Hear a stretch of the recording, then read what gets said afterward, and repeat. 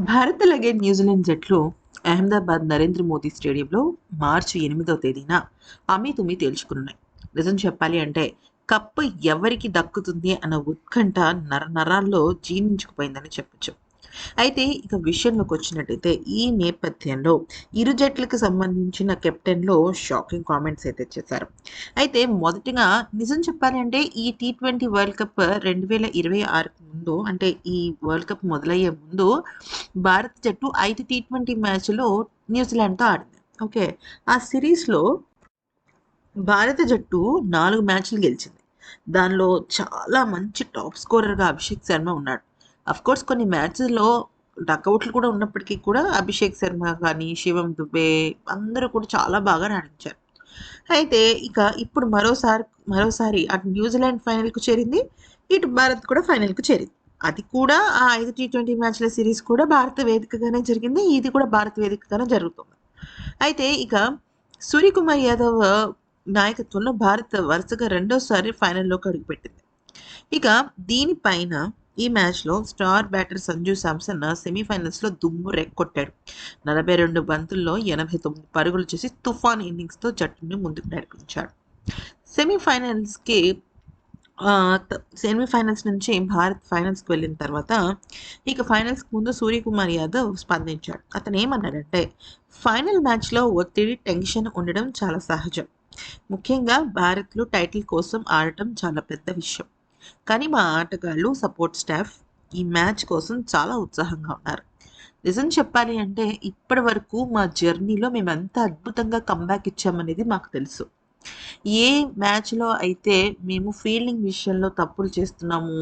ఆహ్, అలాగే అలాగే మ్యాచ్ విషయంలో అంటే మేము బ్యాటింగ్ బాలేదు, బౌలింగ్‌లో మెళకువలు నేర్చుకోవాలి. ఇలాంటి ఎన్నో రకాల కామెంట్స్ నడుమ మేము ఇంత అద్భుతంగా మళ్ళీ కమ్‌బ్యాక్ ఇవ్వటం అనేది మా జట్టులో ఉన్న ఒక గొప్ప విషయం. దీనికి మా సపోర్టింగ్ స్టాఫ్ కానీ, మా కోచింగ్ స్టాఫ్ కానీ చాలా హెల్ప్ చేశారు.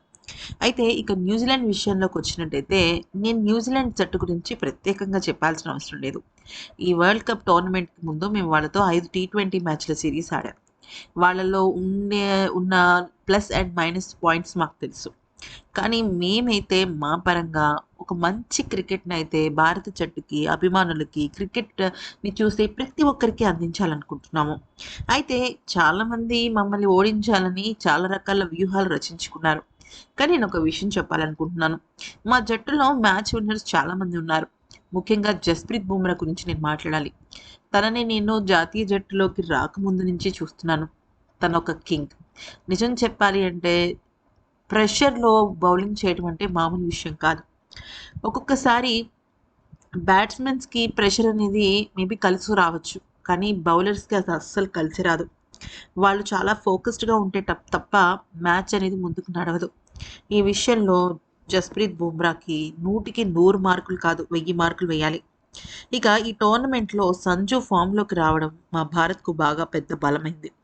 వెస్టిండీస్ పైన, అలాగే ఇంగ్లాండ్ పైన తను చేసిన 97, 89 కీలకమైన ఇన్నింగ్స్ మా జట్టును కీలకమైన విజయాలను అందించడంలో ఉపయోగపడింది. సెమీఫైనల్ మ్యాచ్ అనేది చాలా అద్భుతంగా జరిగింది. అసలు నిజం చెప్పాలంటే సెమీఫైనల్ మ్యాచ్ అనేది మాకు ఎంతగానో సపోర్ట్‌నిచ్చింది. ఒక్క మాటలో చెప్పాలి అంటే మేము చేసిన తప్పుల్ని మేము పునరావృతం చేసుకోకుండా చాలా బాగా ఆడుతూ మళ్ళీ అద్భుతమైన కమ్‌బ్యాక్ ఇచ్చాం. దానికి మేము చాలా హ్యాపీగా ఫీల్ అవుతున్నాం. ఇంతకు మించిన విషయమైతే నాకే దగ్గర ఏమీ లేదు. కాకపోతే బాగా ఆడాము అన్న హ్యాపీనెస్ కన్నా కూడా బాగా ఆడాలి, కప్పు కొట్టాలి అన్న హ్యాపీనెస్ నాలో చాలా ఉంది. అయితే ఈ కప్పు కొట్టిన తర్వాత నేను కొన్ని విషయాలనైతే ఖచ్చితంగా మాట్లాడాలి. ఇది మా జట్టు మొత్తానికి కూడా అంకితం ఇవ్వాలి అంటూ చెప్పుకొచ్చాడు. అయితే ఇక ఈ నేపథ్యంలో ఇటు శాంట్నర్ కూడా మాట్లాడాడు. తనేమన్నాడంటే అంటే న్యూజిలాండ్‌తో మ్యాచ్‌కి ముందు లాస్ట్ టైమ్ ఏమైంది 2024లో ఇదే సేమ్ జట్లు ఇంగ్లాండ్ వర్సెస్ ఇండియా. అప్పుడు ఇండియా గెలిచింది సేమ్ ఇలానే. కాకపోతే అక్కడ న్యూజిలాండ్ వర్సెస్ సౌత్ ఆఫ్రికాలో సౌత్ ఆఫ్రికా గెలిచింది న్యూజిలాండ్ ఓడిపోయి. ఆ సమయంలో కూడా అందరూ షాక్ అయ్యారు. అబ్బా! అసలు న్యూజిలాండ్ గెలుస్తుందనుకున్నాం. అదేంటి ఇలా ఊహించని విధంగా సౌత్ ఆఫ్రికా గెలిచింది ఏంటి అని కూడా అందరూ అనుకున్నారు. కాకపోతే ఏంటి అంటే ఇది ట్విస్ట్ అయిందనమాట. ట్విస్ట్ అండ్ టర్న్స్ అన్నట్టుగా ట్విస్ట్ అయింది. సో ఇక ఇప్పుడు భారత్ వర్సెస్ న్యూజిలాండ్. అయితే ఈ క్రమంలో శాంటనర్ ఏమన్నాడు అనేది గనక చూస్తే తను ఏమన్నాడంటే, భారత జట్టు అంటే మాకు ఎంతో గౌరవం ఉంది. నిజం చెప్పాలి అంటే ఈ టోర్నమెంట్‌లో భారత జట్టు అనేది ద మోస్ట్ హాట్ ఫేవరెట్ జట్టుగా బరిలోకి దిగింది. ఆ జట్టు ఎన్నో రకాల అద్భుతాలు చేయగలదు. వాళ్ళ ఆట తీరులో చాలా మంచి క్రికెట్ దాగి ఉంది. కానీ నేను ఒక విషయం చెప్పాలనుకుంటున్నాను. మేము గనక ఫోకస్ చేస్తే మాకు చాలా విషయాలు తెలుస్తాయి.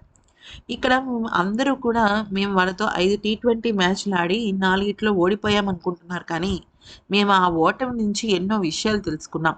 ఎంతో డెప్త్‌గా వాళ్ళ గురించి మేము అంచనా వేయగలిగే శక్తిని పుంజుకున్నాం. ఆ విషయాన్ని ఎవరు గ్రహించడం లేదు అంటూ చెప్పుకొచ్చాడు. అయితే ఈలోపు ఒక విలేకరి ఏమన్నాడంటే, కొన్ని కోట్లాది మంది అభిమానులు భారత్ గెలవాలని ఆకాంక్షిస్తున్నారు. అంటే భారత్‌లో జరుగుతోంది. భారత్ గడ్డ పైన ఎంతోమంది అభిమానులొస్తారు కదా! రచ్చ రచ్చ అవుతుంది కదా!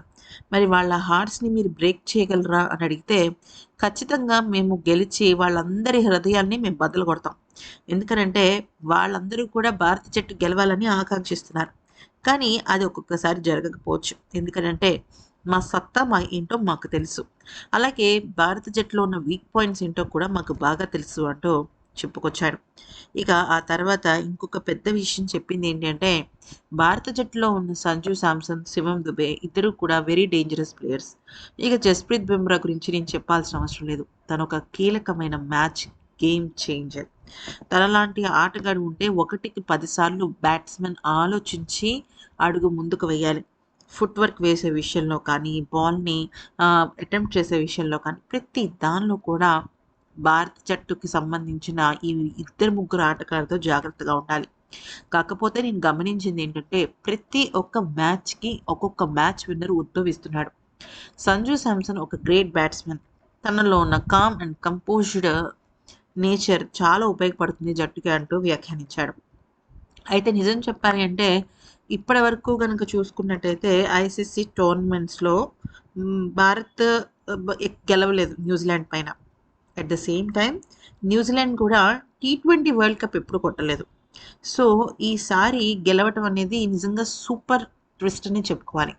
అండ్ సూర్యకుమార్ యాదవ్ కెప్టెన్సీలో ఈ టీ20 వరల్డ్ కప్ గెలవటం నిజంగా ఆ రోహిత్ శర్మ, అలాగే అటు ముందు ధోని వీళ్ళ లెగసీని ముందుకు తీసుకెళ్ళినట్టే. అంతే కదా! ఎందుకంటే నిజం చెప్పాలి అంటే సూర్యకుమార్ యాదవ్ రోహిత్ శర్మ శిష్యుడే. ఇద్దరు కలిసి ముంబై జట్టులో ఆడారు. రోహిత్ శర్మ కెప్టెన్ అయిన వెంటనే సూర్యాని జట్టులోకి తీసుకోవడం జరిగింది. అది కూడా వన్ డే ఫార్మాట్‌లో. సో, ఇలా అనమాట. ఈ వీడియో గనుక నచ్చితే లైక్ చేసి సబ్స్క్రైబ్ చేసుకోండి.